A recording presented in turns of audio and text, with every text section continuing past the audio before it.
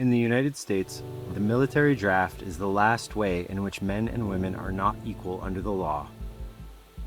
Under the Military Selective Service Act, all American males ages 18 to 25 are required to register for the draft when they come of age and keep the military informed whenever they change address, and men who don't can face severe criminal and non-criminal penalties.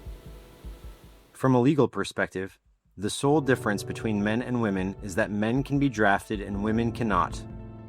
For decades, the excuse for this discrepancy was that only men were allowed to fight.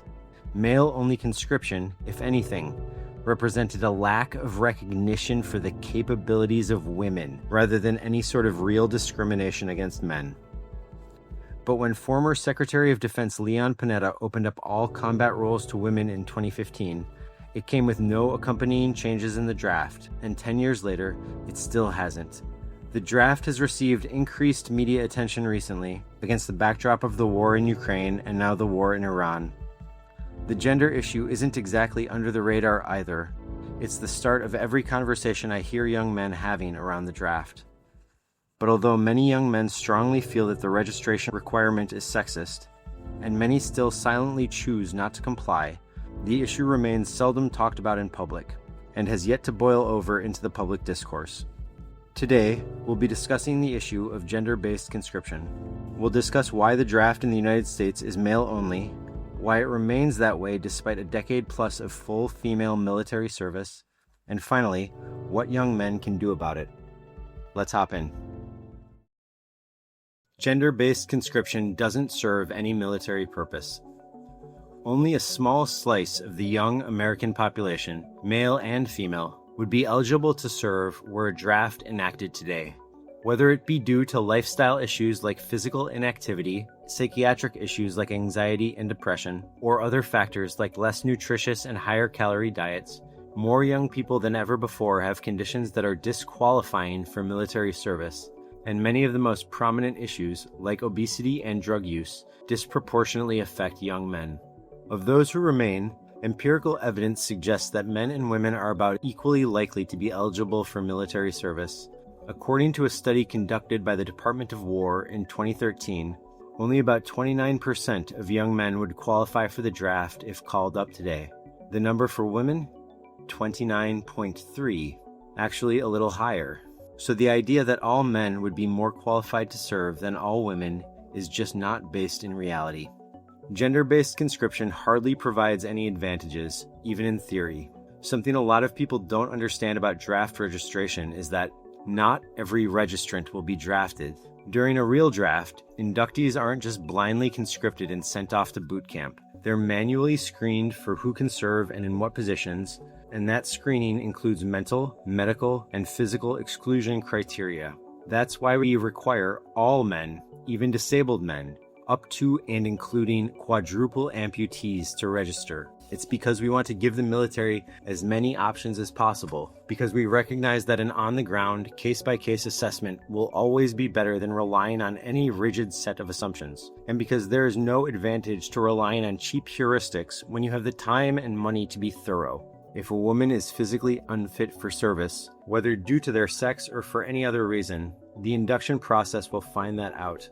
The relevant question in assessing the merit of gender-based conscription isn't whether all women would be qualified for the draft, but whether those women who do so qualify should be drafted. Using gender as a shortcut only makes sense if you believe that all women, solely on account of being women, are categorically incapable of military service. In 2016, Congress passed a law establishing the National Commission for Military, National, and Public Service with, among other things, the express purpose of re-examining whether the draft should remain male-only from a military perspective.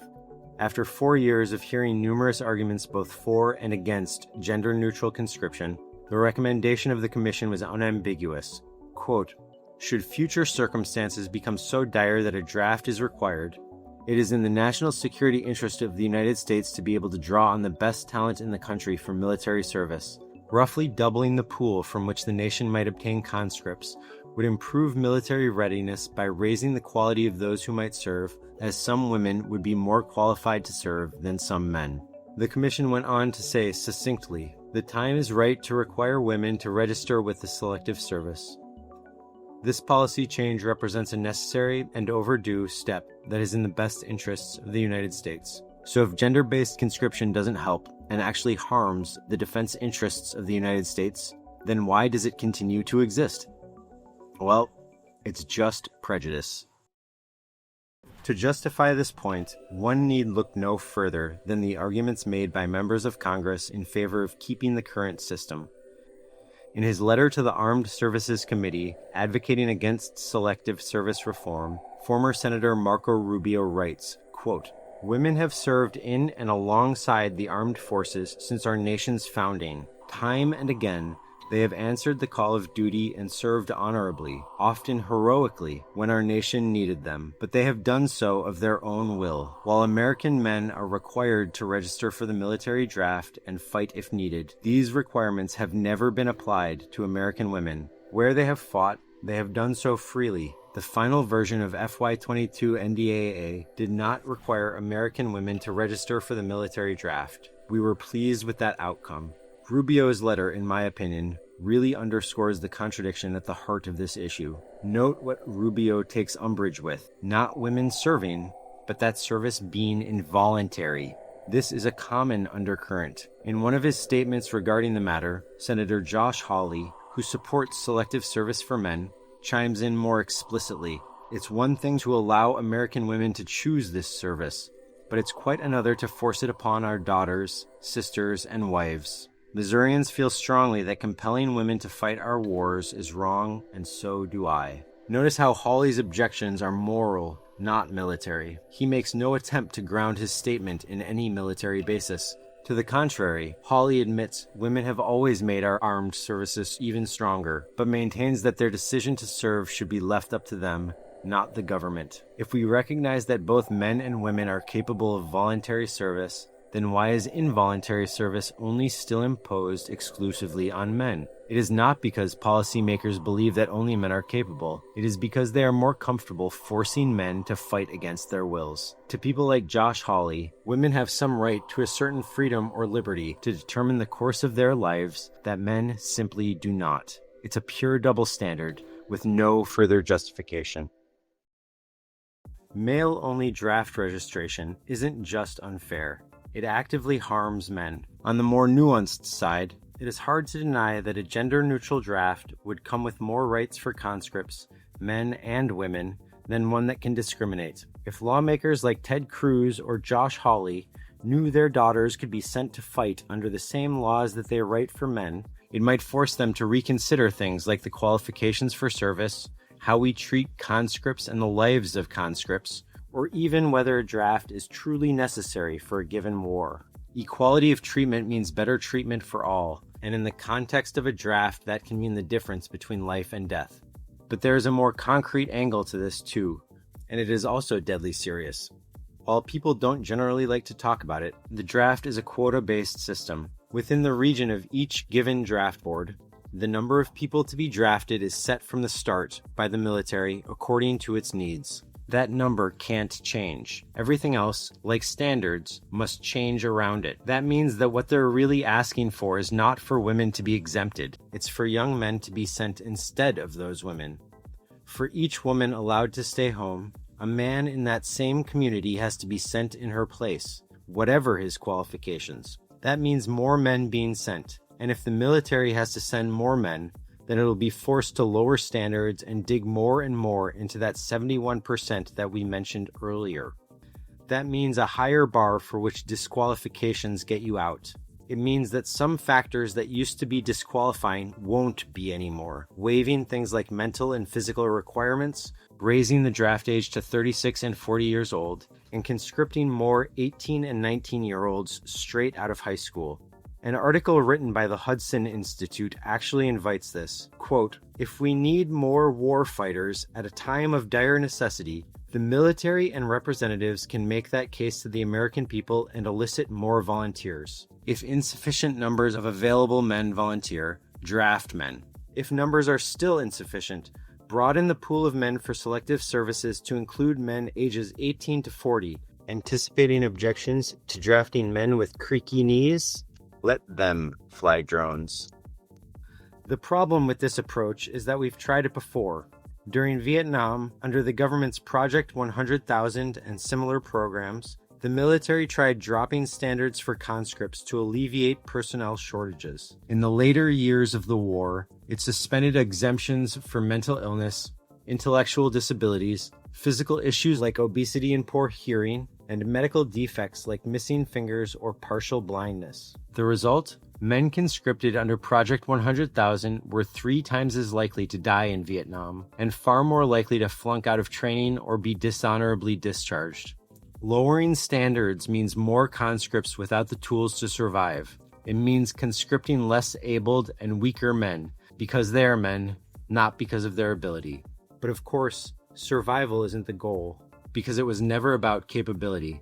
Male-only conscription is predicated not in the idea that only men are capable, but in the idea that it's better for them to die. In the United States, discrimination on the basis of sex requires a, quote, exceedingly persuasive justification. The government cannot discriminate simply because it likes one group over another. Rather, discrimination must serve a legitimate government interest and must be absolutely necessary to achieving that interest. This generally follows from the Due Process Clause of the Fifth Amendment, which guarantees a right to equal protection under the law. In 1981, under Rosker v. Goldberg, the Supreme Court upheld male-only draft registration because, at the time, women were categorically prohibited from participating in combat. Quote, men and women, because of the combat restrictions on women, are simply not similarly situated for purposes of a draft or registration for a draft. Congress's decision to authorize the registration of only men, therefore, does not violate the Due Process Clause. But of course, these restrictions were gradually phased out, and it has been more than a decade now since the last was abolished. It was for this reason that in 2019, the United States District Court for the Southern District of Texas ruled male-only conscription unconstitutional. Quote, the dispositive fact in Rosker that women were ineligible for combat can no longer justify the MSSA's gender-based discrimination. While historical restrictions on women in the military may have justified past discrimination, men and women are now similarly situated for purposes of a draft or registration for a draft. If there ever was a time to discuss the place of women in the armed services, that time has passed. The decision was later reversed by the Fifth Circuit on procedural grounds, as it held controversially that Rosker was still controlling despite factual distinguishment. Quote, the Fifth Circuit is a strict stare decisis court and cannot ignore a decision from the Supreme Court unless directed to do so by the court itself. The factual underpinning of the controlling Supreme Court decision has changed, but that does not grant a court of appeals license to disregard or overrule that precedent. In 2021, the Biden administration urged the Supreme Court not to revisit the Rosker decision, arguing that Congress could potentially adopt the commission report we discussed earlier and render the issue moot.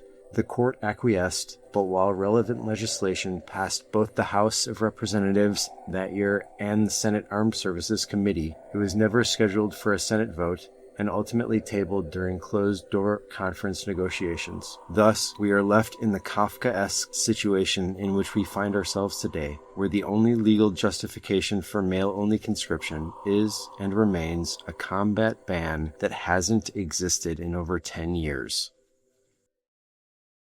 This sort of discrimination shouldn't come as unexpected. Prejudice against men in these kinds of zero-sum situations is well documented. For decades, young men have been told that they do not need a movement, that they are privileged, and that gender discrimination against them doesn't exist. The left, in particular, has difficulty acknowledging men's issues due to the doctrine of intersectionality. In the American way of thinking, there is the white supremacist, the cishet white male who runs the world and everybody else is oppressed by that person. And the more ways in which you're oppressed, kind of the better in this culture. Many liberals believe it is impossible for straight white males to be discriminated against. But, at least historically, it is those very same straight white males who have suffered the greatest from conscription-related discrimination. Black men weren't required to participate in the draft until World War I, and gay men have never officially been eligible. The draft targets those very same groups that are so often classed as the oppressors and the beneficiaries. As such, men have been mostly left out of the discussion when it comes to gender-related issues and gender equality. Young men have been told that they don't need to complain, don't need to rise up, and don't need to organize. This is incorrect. In its 1918 decision of Arver v. United States, the Supreme Court distinguished conscription from slavery under the rationale that involuntary service is an honorable and noble duty. Quote, as we are unable to conceive upon what theory the exaction by government from the citizen of the performance of his supreme and noble duty of contributing to the defense of the rights and honor of the nation, as the result of a war declared by the great representative body of the people, can be said to be the imposition of involuntary servitude in violation of the prohibitions of the 13th Amendment, we are constrained to the conclusion that the contention to that effect is refuted by its mere statement. The decision is more than a little suspect and not above criticism. The idea that SCOTUS was unable to conceive upon what theory one could call involuntary service involuntary servitude is more than a little rich. Of course, the Supreme Court's authority to interpret the Constitution is not found in the Constitution itself, but rather was actually granted to the court by itself in its decision of Marbury v. Madison. SCOTUS as such cannot legally nullify the law any more than a jury can legally nullify a verdict. But that notwithstanding, can it really be said that the government still views conscription as a supreme and noble duty, as the Arver decision puts it? When lawmakers have gone through such an extent to keep their daughters out of the draft, it really makes one wonder. American women have a proud legacy of service in our armed forces, especially so because their service has always been voluntary. Throughout our history, we have strived more and more to emphasize that conscription is a common duty. Quote, the current practice of registering all men, even those ineligible for military service under today's all-volunteer force standards, is intentionally designed to limit potential inequities in the draft process and set expectations of civic duty nationwide in advance of a national emergency. Far from allowing people to sit on the sidelines, everyone is expected to serve, young and old, black and white, rich and poor, to the best of their ability. This will be the first time in history, at least overtly, that we have restricted the draft to a group of people explicitly because we like them less. In a lot of ways, the use of sex today mirrors how race was used to make slavery more palatable in the 1600s. In the same way that tying slavery to race allowed more white people to benefit off of and support the use of slavery without having to fear being enslaved themselves. A blanket and unwavering female exemption allows women and people with female relatives to support from afar, benefiting off the labors of a minority to which they are not a part and can never join. A nation cannot discriminate against its defenders. Even a draft requires a general consensus among the drafted that the government's actions are legitimate and righteous. Quoting former director of the Selective Service System, Bernard Rosker, yes, that Rosker, American history suggests that conscription works only when the cause enjoys overwhelming support among the general population and there is a generally held belief that all are participating with equal sacrifice. The majority of men today think the draft is discriminatory. Among actual draft age men, that number is probably much higher. Part of what motivates people to go to war is the thought that if they survive, they'll be coming home to a better world. If men are going to war only to come back to a country that will forever see them as second-class citizens, then what exactly are they fighting for? Any draft wherein people start forcing their obligations onto one another is doomed to fail. A draft like that can work on paper, but it won't work in reality. Talking about the draft is important now more than ever, because, as you might have heard, the draft is changing. In late 2025, Democrats and Republicans in Congress passed an amendment to the Military Selective Service Act, the law that governs the draft. Starting December 2026, the law authorizes the Selective Service System to use all federally available records to track and register people for conscription. That means that any communication with the federal government by a man, whether it be filing your taxes, applying for a passport, or receiving federal benefits, will be able to be used to register you for the draft and keep tabs on your location.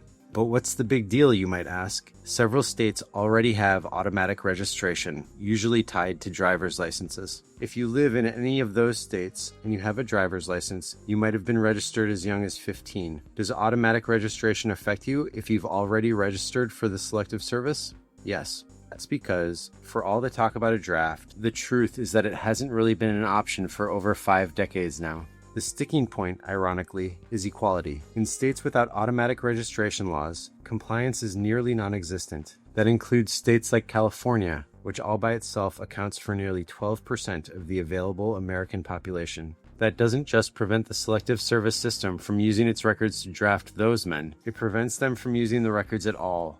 Because if they were to use those records, then it would place a disproportionate burden on the men who are registered. Mr. Rosker testified to this effect to the National Service Commission, stating that noncompliance has made the current database, quote, less than useless for an actual draft. With automatic registration, it will be the first time in half a century that drafting men will actually be an option, and so long as it's an option, it will become more and more tempting to actually use. That doesn't have to mean a full-on draft. It could just manifest in additional restrictions on what men can do. In Germany, which also has male-only draft registration, politicians just got in trouble for passing a law that attempted to ban men ages 17 to 45 from leaving the country without military approval. The current political climate makes it more crucial than ever to address any outstanding issues with the draft as we move into a further militarized world. We haven't really had a draft since the modern gender equality movement started. In 1973, when the last draft was abolished, we very much still had sex-based laws. Women couldn't get credit cards, mortgages, or business loans in their own names. There were no women in the Senate and only 14 women in all of Congress, and there had been, up to that point, a grand total of 0 women on the Supreme Court. The first career female firefighter was only hired in 1974. As such, we're really in uncharted waters right now. When it comes to the next draft, it will be a real test of the idea of gender equality under the law. A lot of young men are silent on this issue, either because they're uninformed or because they think people will disagree with them and don't want to be confrontational. 57% of young men say they have held back opinions out of fear of negative reactions. Others complain in isolated internet echo chambers, but that is not where real change happens. Share this video, talk to your friends and family about your concerns. Talk at your school or place of work. Write to your state and congressional representatives. Make it known how you feel and why this matters. Last but not least, organize. Right now, the reason politicians can abuse men without fear of reproach is because men aren't united. Even when a new law passes in the vein of gendered conscription, nothing happens because all that outrage has nowhere productive to go. This isn't an accident. The system is designed to divide and conquer. If young men perceive the draft to be illegitimate, the whole thing falls apart. The reason people comply with military conscription often boils down to collective shaming. So know your rights and don't be ashamed. Talk to other young men. Included in the description of this video is a generalized intake form that you can fill out right now. There is a lot of work to do, from surveys to petitions to protests, and none of it will get done without your support. If you can get others to sign up, that's great too. Every little bit helps. We have a Discord server and a mailing list. Men don't deserve to be discriminated against. There is nothing about being a man that makes your life any less important or your rights any less sacred. You're not crazy. The world is. Sometimes the system fails. Sometimes everything goes wrong. But that doesn't mean you should give up. Because when the system fails, it's up to ordinary people to fight for what's right. None of this makes sense, and it can't last forever. Male-only draft registration is impossible to reconcile with the air of gender equality that we all live under today. That tension isn't going anywhere, but for it to stop, it'll take ordinary people questioning the status quo, ordinary people speaking out, and ordinary people standing up. People like you.